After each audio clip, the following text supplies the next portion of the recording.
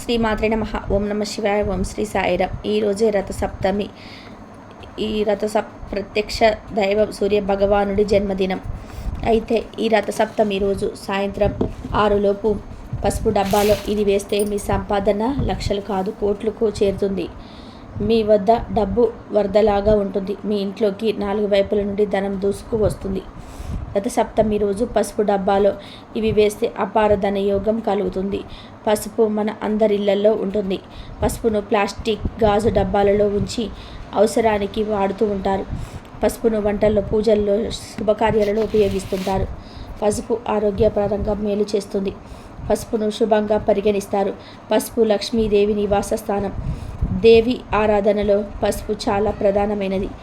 ఇంటిలో ఏ శుభకార్యం చేసినా పసుపుతో గౌరీ దేవిని, వినాయకుడిని తయారు చేస్తారు. పసుపు చాలా శక్తివంతమైనది. మన దగ్గర సిరి సంపదలు నిలవాలి అంటే పసుపుతో కొన్ని పరిహారాలను చేయాలి. రేపు రథసప్తమి రోజు పసుపుతో మరి పరిహారాలు ఏమీ చేయకపోయినా పర్వాలేదు, కానీ మీ ఇంటిలో ఉండే పసుపు డబ్బాలో ఇది వేయండి చాలు. మీకు లక్ష్మీదేవి అనుగ్రహం కలిగి లక్షలు కాదు కోట్లు వచ్చి పడతాయి.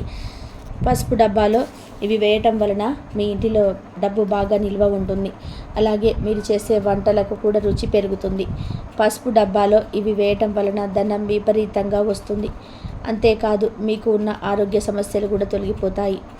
రథసప్తమి రోజు పసుపు డబ్బాలో వీటిని పెట్టడం వలన ధనానికి లోటు రాదు. మీరు పసుపు విషయంలో ఎప్పుడు కూడా కొన్ని పొరపాట్లను చేయకూడదు. ఎందుకంటే పసుపు మంగళకరమైన వస్తువు, లక్ష్మీదేవికి ప్రీతికరమైన వస్తువు. అలాగే పసుపు విషయంలో చాలా జాగ్రత్తలు తీసుకోవాలి. మనలో చాలామంది పసుపు కొమ్ములను కొని వాటితో పసుపును తయారు చేసుకొని పూజల్లో, వంటలలో ఉపయోగిస్తూ ఉంటారు. అయితే మీరు షాప్ నుంచి కొని తెచ్చుకున్న పసుపు అయినా, మీరు దగ్గర ఉండే తయారు చేసుకున్న పసుపు అయినా నెలకు ఒక్కసారి ఎండలో పెట్టాలి. మనలో కొంత వంటగది చాలా చిన్నదిగా ఉంటుంది. ఆ గదిలోనికి అస్సలు సూర్యకిరణాలు కూడా పడకుండా ఉంటాయి. ఎవరి వంటగదిలో అయితే సూర్యకిరణాలు కూడా పడవో ఆ ఇంటిలో వారు తరచూ ఆరోగ్య సమస్యలను ఎదుర్కొంటారు. వంటగదిలో ఉండే కిరాణా సామాన్లు, పోపులు కొంచెం ఎక్కువ రోజులు బాగుంటాయి. ఎండలో పప్పు దినుసులు, మసాలా దినుసులు, పసుపు, కారం, ఉప్పు వంటివి పెట్టడం వలన వంటల్లో రుచి పెరుగుతుంది. అదేవిధంగా మంచి ఆరోగ్యం కూడా లభిస్తుంది. పసుపును కూడా నెలకు ఒక్కసారి ఎండలో ఉంచాలి. అలాగే పసుపు డబ్బాను కూడా శుభ్రంగా ఉంచుకోవాలి. పసుపు డబ్బాపై ఎటువంటి బరువు పెట్టకూడదు. కొంతమంది ఒక డబ్బాపై ఇంకొక డబ్బా పెడుతూ ఉంటారు. కానీ పసుపు మరియు ఉప్పు డబ్బాలపై ఎప్పుడు ఏ వస్తువు అంటే ఏ డబ్బా పెట్టకూడదు. పూజల్లో వాడే పసుపు డబ్బాపై కూడా ఏ వస్తువు పెట్టకూడదు. ఇంకా వంటలకు ఉపయోగించే పసుపును పూజలలో ఎట్టి పరిస్థితుల్లో ఉపయోగించకండి. ఎందుకంటే వంటలలో వాడే పసుపును నాన్ వెజ్ కూరలలో వేస్తాము. అలాగే నెలసరి సమయంలో ఆడవారు, విడిగా ఉండలేని వారు వంట చేసినప్పుడు ఆ పసుపు డబ్బాను ముట్టుకుంటారు. పసుపు ఎంత పవిత్రమైనది అయినా వంటల్లో వాడే పసుపును పూజలో వాడకూడదు. పసుపు విషయంలో, పసుపు డబ్బా విషయంలో తగినన్ని జాగ్రత్తలు తీసుకుంటే సరిపోతుంది. ఇక రథసప్తమి రోజు పసుపు డబ్బాలో ఏం వేయాలో తెలుసుకుందాం. అంతకన్నా ముందు మా వీడియో నచ్చితే లైక్ చేసి షేర్ చేయండి. అలాగే మా ఛానల్ని కూడా సబ్స్క్రైబ్ చేసుకొని మాకు సపోర్ట్ చేయండి. ఈ రథసప్తమి రోజు తప్పనిసరిగా కొన్ని నియమాలను కూడా పాటించాలి. అవేమిటి అంటే, ఈ రథసప్తమి రోజున ఉసిరికాయను చెట్టు నుండి కోయకూడదు. ఉసిరికాయ పచ్చడి తినకూడదు. రథసప్తమి రోజు నలుపు రంగులో ఉండే దుస్తులు, నీలం రంగులో ఉండే దుస్తులు ధరించకూడదు. జుట్టు కత్తిరించకూడదు. గోర్లు కత్తిరించుకోవడం వంటి పనులు రథసప్తమి రోజు చేస్తే దరిద్రం పడుతుంది. అదేవిధంగా రథసప్తమి రోజు నాన్ వెజ్ కూడా తినకూడదు. కాదని ఈ రోజున నాన్ వెజ్ తింటే రోగాల బారిన పడతారు. 7 జన్మల దరిద్రం పడుతుందని శాస్త్రాలు చెప్తూ ఉంది కనుక ఈరోజు మాంసం కూర వండవద్దు. అంటే చేపలు, మాంసం, రొయ్యలు, పీతలు, గుడ్లు, ఈ కూరలు ఏమీ కూడా రథసప్తమి రోజు తినకూడదు. కాదని తింటే రోగాల బారిన పడతారు కనుక జాగ్రత్తగా ఉండండి. ఇక ఈ రథసప్తమి రోజు మీ వంటగదిలో ఉన్న పసుపు డబ్బాలో ఒక బిర్యానీ ఆకు, 2 వెల్లుల్లి రెబ్బలు వేయాలి. పసుపు డబ్బాలో వీటిని వేయటం వల్ల పసుపు మరింత రుచికరంగా మారుతుంది. బిర్యానీ ఆకులో పసుపు డబ్బాలో ఉంచటం వలన మంచి ఆరోగ్యం వస్తుంది. బిర్యానీ ఆకు మరియు వెల్లుల్లి రెబ్బలను డైరెక్ట్గా పసుపు డబ్బాలో వేయండి. ఇక ఇప్పుడు ఒక చిన్న పసుపు రంగు లేదా తెలుపు రంగు క్లాత్ను తీసుకొని అందులో రూపాయి కాయను పెట్టండి. ఆ క్లాత్ను ముటగట్టి పసుపు డబ్బాలో వేయండి. వీటిని పసుపు డబ్బాలో వేసే ముందు ఆ డబ్బాలో ఉన్న పసుపును ఒక ప్లేట్లో కానీ గిన్నెలో కానీ మొత్తం తీసివేయండి. ఖాళీ పసుపు డబ్బాలో బిర్యానీ ఆకు, వెల్లుల్లి రెబ్బలు వేశాక రూపాయి బిళ్ళ వేసిన మూటను ఆ డబ్బాలో పెట్టండి. ఆ తర్వాత ఆ డబ్బాలో పసుపుని వేయండి. రథసప్తమి రోజు పసుపు డబ్బాలో వీటిని వేస్తే ఆయురారోగ్యాలతో పాటు సిరి సంపదలు కూడా తగ్గుతాయి. ఆర్థిక పరంగా ఉన్న సమస్యలు తొలగిపోతాయి, ఖర్చులు తగ్గుతాయి. రేపు రథసప్తమి రోజు పసుపుతో మీరు పరిహారాలు ఏమీ చేయకపోయినా పర్వాలేదు, కానీ మీ ఇంటిలో ఉండే పసుపు డబ్బాలో ఇవి వేయండి చాలు. మీకు లక్ష్మీదేవి అనుగ్రహం కలిగి లక్షలు కాదు కోట్లు వచ్చి పడతాయి. పసుపు డబ్బాలో ఇవి వేయటం వలన మీ ఇంటిలో డబ్బు బాగా నిల్వ ఉంటుంది. అలాగే మీరు చేసే వంటలకు కూడా రుచి పెరుగుతుంది. పసుపు డబ్బాలో ఇవి వేయటం వలన ధనం విపరీతంగా వస్తుంది. అంతేకాదు మీకు ఉన్న ఆరోగ్య సమస్యలు కూడా తొలగిపోతాయి. రథసప్తమి రోజు పసుపు డబ్బాలో వీటిని పెట్టడం వలన ధనానికి లోటు రాదు. మరి ప్రతి ఒక్కరు కూడా రథసప్తమి రోజు పసుపు డబ్బాలో వీటిని వేసి ధనానికి లోటు లేకుండా ఆనందంగా జీవించండి. రథసప్తమి రోజు సూర్య జయంతి అని కూడా అంటారు. ప్రతి సంవత్సరం మన దేశం సూర్యుని చీకటి నుండి వెలుగులోకి వస్తుందనే నమ్మకం. ఈ సమయంలో శీతాకాలం ఆగిపోతుంది మరియు వసంతకాలం ప్రారంభమవుతుంది. రథసప్తమి రోజు చేసే సూర్యోదయ స్నానంతో సప్త జన్మల పాపాలు నశించి రోగము, శోకము వంటివి ఇబ్బందులు తొలగిపోతాయి. ఈ రోజున స్నానం చేసేటప్పుడు సూర్యనారాయణ్ణి మనసారా ధ్యానించి తలపై జిల్లేడాకులు, రేగి పండ్లు పెట్టుకొని స్నానం చేయాలి అని ధర్మశాస్త్రం చెప్తుంది.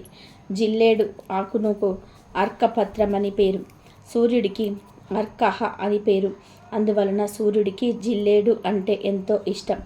7 జిల్లేడు ఆకులు సప్త అశ్వములకు చిహ్నం మాత్రమే కాక 7 జన్మల్లో చేసిన పాపములను, 7 రకములైన వ్యాధులను నశింపచేస్తాయి. ఈరోజు ఉపవాసం ఉండి సూర్య సంబంధమగు రథోత్సవాది కార్యక్రమంలో కాలక్షేపం చేయాలి. ఇట్లు రథసప్తమి వ్రతం చేస్తే సూర్య భగవానుడి అనుగ్రహంచే ఆయురారోగ్యాది సకల సంపదలు పొందుతారని పురాణ ప్రబోధము. అయితే ఈ రథసప్తమి రోజు 6 నుండి 7 గంటల మధ్యలో గుమ్మం ముందు ఈ నీటిని చల్లితే చాలు, లక్ష్మీదేవి పరుగున మీ ఇంటికి వస్తుంది. సూర్య భగవానుడి అనుగ్రహం కూడా లభిస్తుంది. మీకు ఉండే కష్టాలు, ఆర్థిక బాధలన్నీ కూడా తొలగిపోతాయి. ధనలాభం కలుగుతుంది. కూర్చొని తిన్నా తరగని ఐశ్వర్యం వస్తుంది. మీరు పట్టిందల్లా కూడా బంగారం అవుతుందని పండితులు చెప్తున్నారు. మరి రథసప్తమి రోజు గుమ్మం ముందు ఏ నీటిని చల్లాలి అనే విషయాన్ని ఇప్పుడు ఈ వీడియోలో వివరంగా తెలుసుకుందాం. ఫ్రెండ్స్, ఫస్ట్ అయితే ఈ వీడియోకి ఒక లైక్ కొట్టి అలాగే మా ఛానల్ని సబ్స్క్రైబ్ చేసుకొని మాకు సపోర్ట్ చేయండి. ఎందుకంటే మాకు మీ సపోర్ట్ చాలా అవసరం. గుమ్మానికి మన సాంప్రదాయంలో ఎంతో ప్రాధాన్యత ఉంది. గుమ్మం విషయంలో ఎప్పుడు కూడా కొన్ని జాగ్రత్తలు పాటించాలి. గుమ్మం లక్ష్మీదేవితో సమానమని అంటూ ఉంటారు మన పెద్దలు. అందుకే గుమ్మమును తొక్కవద్దు, గుమ్మంపై కూర్చోకూడదని పెద్దలు చెప్తూ ఉంటారు. పద్ధతిగా గుమ్మమును అలంకరించుకున్న ఇల్లు లక్ష్మీదేవి అనుగ్రహం పొంది సుఖ సంపదలతో వర్ధిల్లుతుంది. పట్టణాలలో అపార్ట్మెంట్ల సంస్కృతిలో ప్రధాన గుమ్మానికి తప్ప ఎక్కడ ఇతర గదులకు గుమ్మాలే సరిగ్గా కనబడవు. ఆఖరుకు గదులు కూడా చాలా ఇరుకుగా కట్టుకునే పరిస్థితి ఏర్పడింది. అసలే గదులు ఇరుకు, పైగా వాటికి గుమ్మాలు కూడా ఎందుకు దండగా అనే పరిస్థితి వచ్చేసింది. కానీ ప్రవేశ ద్వారానికైనా సరే గుమ్మాలు ఖచ్చితంగా ఉండాలి. ఏ గృహానికైనా గుమ్మాలు తప్పనిసరి. పల్లెటూళ్ళలో నిర్మించుకునే గృహాలను ఒక్కసారి గుర్తు చేసుకుంటే ఇంటి సింహద్వారం ఒకటే కాదు, ఆ ఇంటిలోని ఏ గదికైనా గుమ్మాలు ఉంటాయి. గుమ్మం ఇంటికి శ్రీరామ రక్ష. అందుకనే గుమ్మానికి పసుపు కుంకుమలతో అలంకరించమని మన పెద్దలు చెప్తున్నారు. రోగాలను దరిచేరనివ్వకుండా, మన గూటిని అపరిశుభ్రతకు తావు లేకుండా ఉంచుకోవడానికే ఇంటికి గుమ్మం ఉండాలంటారు మన పెద్దలు. అంతటి ప్రాముఖ్యత ఉన్న గుమ్మాన్ని కాలితో తన్నకూడదు, దానిపై కూర్చోకూడదు. ఎవరికైనా ఏదైనా వస్తువు లేదా డబ్బు ఇచ్చేటప్పుడు ఎవరి తల నుండి అవతలి వారికి ఇవ్వకూడదు. అది శుభసూచకం కాదని పెద్దలు చెప్తుంటారు. స్త్రీలు గడప మీద కూర్చొని కన్నీరు పెట్టుకోకూడదు. ఇంటి గుమ్మంపై కూర్చొని ఎలాంటి పరిస్థితుల్లో కూడా భోజనం చేయకూడదు. అదే విధానంగా గుమ్మం దగ్గర గోర్లు కూడా కత్తిరించకూడదు. చాలామంది గుమ్మంపై కూర్చొని తలదువ్వటము, పూలమాల కట్టుకోవడం చేస్తూ ఉంటారు. పొరపాటున కూడా అలా చేయకూడదు. గుమ్మంపై తలపెట్టి నిద్రించకూడదు. ఇలా చేయటం వలన లక్ష్మీదేవిని అవమానపరిచినట్టుగా అవుతుంది. చాలామంది ఇంటి గుమ్మం ముందు డస్ట్బిన్నులు, విరిగిపోయిన కుర్చీలు పెడుతూ ఉంటారు. అలా పెట్టడం వల్ల ఇంట్లో శుభం జరగదు. గుమ్మం ముందు డస్ట్బిన్నులు, విరిగిపోయిన వస్తువులు పెట్టడం వల్ల అరిష్టం జరిగే అవకాశం ఉంది. కాబట్టి డస్ట్బిన్లు గుమ్మం ముందు పెట్టకూడదు. చాలామంది ఇంటిలోకి ప్రవేశించే ముందు గుమ్మం దగ్గర చెప్పులు వదిలి వెళుతూ ఉంటారు. ఇలా గుమ్మం దగ్గర చెప్పులు వదిలి వెళ్తే ఇంట్లో నుంచి లక్ష్మీదేవి వెళ్ళిపోతుంది. మెయిన్ డోర్ గుమ్మం పైన మనీ ప్లాంట్ మొక్కను పెంచకూడదు. లక్ష్మీ కటాక్షం తగ్గిపోతుంది. గుమ్మం లక్ష్మీ స్వరూపం గనక గుమ్మం దగ్గర ఈ తప్పులు చేయకుండా అందరూ జాగ్రత్తగా ఉండండి. ఇక ప్రత్యేకించి రథసప్తమి రోజు గుమ్మం ముందు ఈ నీటిని చల్లితే చాలు లక్ష్మీదేవి అనుగ్రహంతో కూర్చొని తిన్న ఐశ్వర్యం వస్తుందని, రథసప్తమి రోజు సూర్యుడు ఉదయించే సమయంలో అంటే ఉదయం 6 నుండి 7 గంటల మధ్యలో చక్కగా ఒక గ్లాసు కానీ బౌల్ కానీ తీసుకొని దానిలో కొన్ని మంచినీళ్ళు పోయండి. తర్వాత కొంచెం గోమూత్రం కూడా ఆ నీటిలో వేయండి. గోమూత్రంలో సకల దేవతలు కొలువై ఉంటారు. గోమూత్రం చాలా పవిత్రమైనది కనుక వీటిలో కొంచెం గోమూత్రం కలపండి. తర్వాత ఈ నీటిలో ఒక స్పూన్ పసుపు కలపండి. చివరిగా మంచి సువాసన వచ్చే అత్తర్ను 2 చుక్కలు కలపండి. మల్లె లేదా గులాబీ ఇలా ఏ సువాసన వచ్చే అత్తరునైనా సరే వాడవచ్చు. అత్తరు మీ దగ్గర ఉంటే వేయండి, మీ దగ్గర లేకపోతే వదిలేయండి, వేయకపోయినా పర్వాలేదు. ఇలా ఇవన్నీ వేసిన తర్వాత ఆ నీటిని బాగా మిక్స్ చేయండి. తర్వాత ఈ నీటిని తీసుకొని మీ ఇంటి మెయిన్ డోర్ గుమ్మం దగ్గరికి వెళ్ళి ఆ గుమ్మం మీద ఈ నీటిని చల్లండి. అంటే 2 మామిడి ఆకుల సహాయంతో గుమ్మం మీద చల్లండి. గుమ్మం అంతా కూడా శుభ్రంగా తడిచే వరకు ఈ నీటిని చల్లండి. మిగిలిన నీటిని తీసుకొని వెళ్ళి తులసి చెట్టు మొదట్లో పోసేయండి. ఉదయం 6 నుండి 7 గంటల మధ్యలో ఈ పరిహారం చేస్తే చాలా మంచిది. అప్పుడు చేయడం కుదరని వారు సాయంత్రం 6 నుండి 7 గంటల మధ్యలో అయినా సరే ఈ పరిహారం చేసుకోవచ్చు. ఇలా ఈ చిన్న పరిహారం చేయటం వలన లక్ష్మీదేవి అనుగ్రహం లభిస్తుంది. లక్ష్మీదేవి పరుగున మీ ఇంటికి వస్తుంది. కూర్చొని తిన్నా తరగని ఐశ్వర్యం వస్తుంది. సూర్య భగవానుడి అనుగ్రహం కూడా లభిస్తుంది. కనుక ప్రతి ఒక్కరు కూడా రథసప్తమి రోజు గుమ్మం ముందు ఈ నీటిని చల్లి శుభ ఫలితాలను పొంది సంతోషంగా జీవించండి. ఇక ఎంత పవిత్రమైన ఈ రథసప్తమి రోజున పొట్లకాయ, సొరకాయ ఈ 2 కూరలను తినకూడదు. ఇంట్లోని ఆడవాళ్ళు ఈ కూరలను వండకుండా జాగ్రత్త పడండి. ఎందుకంటే ఇంట్లో అందరూ ఆడవారు ఏం వండితే అది తినేస్తారు కనుక స్త్రీలు గుర్తుంచుకొని ఈరోజు పొట్లకాయ, సొరకాయను వండవద్దు. ఏ రూపంలోనూ కూడా ఈరోజు పొట్లకాయను, సొరకాయను తినవద్దు. కూరల రూపంలోనే కావచ్చు, ఫ్రైల రూపంలో కావచ్చు, పచ్చళ్ళ రూపంలో కావచ్చు, ఏ రూపంలో కూడా పొట్లకాయను, సొరకాయను తినకూడదు. కాదని ఈరోజు ఏ రూపంలోనైనా సరే పొట్లకాయను, సొరకాయను తింటే అప్ల పాలైపోతారు. చేతిలోని ధనం అంతా కూడా ఖర్చు అయిపోతుంది. ఆర్థిక సమస్యలు వస్తాయి. చేతిలో పైసా కూడా మిగలదు. కోరి కష్టాలు తెచ్చుకున్నట్టు అవుతుంది. కాబట్టి ఈరోజు ఆడవారు పొట్లకాయను, సొరకాయను వండవద్దు. ఎవరు ఈరోజు ఈ కూరలను తినవద్దు. వీటితో పాటుగా ఈరోజు మాంసాహారం కూడా తినకూడదు. చికెను, మటను, ఫిష్, రొయ్యలు, పీతలు, నత్తలు ఇలాంటివి ఏవి కూడా ఈరోజు తినకూడదు. గుడ్డుతో సహా ఈరోజు ఏ విధమైన నాన్ వెజ్ తినకూడదు.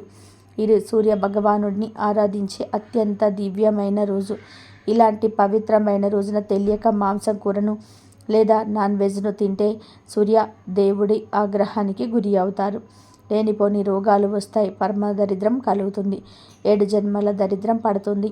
లేనిపోని కష్టాలు వస్తాయి. ఈ రథసప్తమి రోజు మంగళవారంతో కలిసి వస్తుంది. మామూలు మంగళవారాల్లో నాన్ వెజ్ తిన్నా పర్వాలేదు, కానీ ఈ మంగళవారం రోజు రథసప్తమితో కలిసి వచ్చింది కనుక ఈరోజు ఎట్టి పరిస్థితుల్లోనూ కూడా నాన్ వెజ్ తినకూడదు. ఏ రూపంలో కూడా తినకూడదు. చాలామందికి సాయంత్రం అవగానే నూడిల్స్ బండి దగ్గరికి వెళ్ళి ఏదో ఒకటి తినేస్తూ ఉంటారు. కానీ ఈ ఒక్కరోజు మాత్రం అవేమీ తినవద్దు. అంటే నాన్ వెజ్ కలిసినవి ఏవి కూడా ఈరోజు టచ్ చేయకూడదు. కావాలంటే మరుసటి రోజు తినండి. ఈరోజు తినాలంటే వెజ్ నూడిల్స్ లాంటివి తినవచ్చు. వెజ్ ఐటమ్స్ తినండి, కానీ నాన్ వెజ్ కలిసినవి తినవద్దు. కాదని ఈరోజు ఏ రూపంలోనైనా సరే మాంసాహారం తింటే సూర్యుడి ఆగ్రహానికి గురి అవుతారు. అనారోగ్య సమస్యలు వస్తాయి. ఫ్యూచర్లో చాలా బాధలు పడాల్సి వస్తుంది, నరకానికి పోతారు, పరమ దరిద్రం కలుగుతుంది. కనుక ఈరోజు ఎవరు నాన్ వెజ్ తినవద్దు. పొట్లపాయ, సొరకాయ, నాన్ వెజ్ ఈ 3 కూరలను ఈరోజు తినకూడదు. కాదని తింటే మాత్రం ఆ తర్వాత మీరే దరిద్రాన్ని అనుభవిస్తారు. 7 జన్మల దరిద్రం పడుతుంది, నరకానికి పోతారు, మహాపాపం తగులుతుంది, రోగాలు వస్తాయి, కోరి కోరి కష్టాలు తెచ్చుకున్నట్లు అవుతుంది, నరక బాధలు అనుభవించవలసి వస్తుంది, అష్ట కష్టాలు అనుభవిస్తారు, చేతుల పైసా కూడా మిగలదు. కనుక రథసప్తమి రోజు అందరూ ఈ కూరలను తినకుండా జాగ్రత్తగా ఉండండి. ఇక ప్రత్యేకించి ఈ రోజున కుక్క కనిపిస్తే దానికి గోధుమ పిండితో చేసిన చపాతీని ఆహారంగా పెట్టాలి. రథసప్తమి రోజున కుక్కకు చపాతీని తినిపిస్తే మీకు సకల శుభాలు కలుగుతాయి. చపాతీని కుక్కకు ఆహారంగా వేయటం వల్ల మీకు ఉన్న సమస్యలన్నీ కూడా తీరిపోతాయి, ఆర్థిక సమస్యలు కూడా తీరిపోతాయి, మీ జీవితం అద్భుతంగా మారిపోతుంది. రథసప్తమి రోజు మీ వీధిలో ఉండే కుక్కకు లేదా మీ ఇంటిలో ఉండే కుక్కకు గోధుమ పిండితో చేసిన చపాతీలను పెడితే మీ జీవితం మారిపోతుంది. ఈ రథసప్తమి రోజున మీరు కుక్కకు ఆహారం పెట్టడం వలన మీకు మంచి ఆరోగ్యం లభిస్తుంది, వృత్తి వ్యాపార పరంగా ఉన్న సమస్యలు తొలగిపోతాయి. ఈ రథసప్తమి రోజు మీరు ఎటువంటి దాన ధర్మాలు చేయకపోయినా పర్వాలేదు, కానీ కుక్కకు మాత్రం ఆహారం పెట్టండి, మీకు అంతా మంచి జరుగుతుంది. మీరు స్నానం చేశాక కుక్కకు చపాతీని పెట్టాలి. రథసప్తమి రోజు తలారా స్నానం చేసి సూర్యనారాయణని పూజించాలి. నీటిలో ఎర్ర చందనము, బెల్లం, ఎర్రటి పువ్వులు వేసి సూర్యుడికి ఆర్జం ఇయ్యాలి. ఆ తర్వాత కుదిరితే ఆదిత్య హృదయ పారాయణం చేయండి. ఈ రోజున మీకు వీలైనన్ని సార్లు ఆదిత్య హృదయ పారాయణం చేయండి. పూజ అంతా పూర్తయిపోయిన తర్వాత చపాతీలు చేయండి, కుక్కకు పెట్టండి. మీరేం తినకుండా ముందుగానే కుక్కకు పెట్టండి.